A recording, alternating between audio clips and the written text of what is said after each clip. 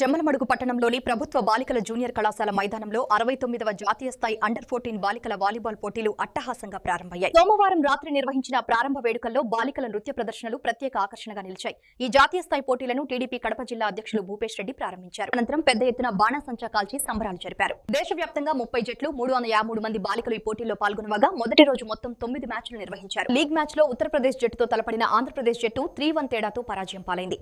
Knockout దశకు చేరుకోవాలంటే ఒడిశా, గోవా జట్లపై తప్పనిసరిగా విజయం సాధించాల్సి ఉంది. పోటీలు ప్రారంభమైన అనంతరం వివిధ రాష్ట్రాల నుంచి వచ్చిన క్రీడాకారులు నృత్యాలు చేస్తూ సందడి చేయడం ప్రత్యేక ఆకర్షణగా నిలిచింది. So I request all the music also. Head of the department music in IIIT ఇడపలపాయ ఆశ్చర్యచకితులయ్యారు సార్. సార్ మీ యొక్క సపోర్ట్ కి మరొకసారి ధన్యవాదాలు తెలియజేసుకుంటూ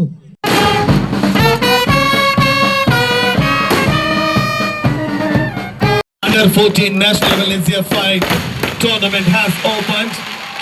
Thanks for your sweetness. Thanks for your kindness. మీరు ఇస్తున్నటువంటి స్పాన్సర్షిప్ క్రీడా ప్రపంచానికి సరికొత్త అవకాశాలు అందిస్తున్నలో సందేహమే లేదు.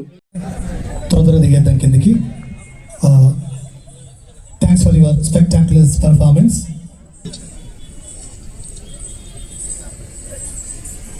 Now once again I request all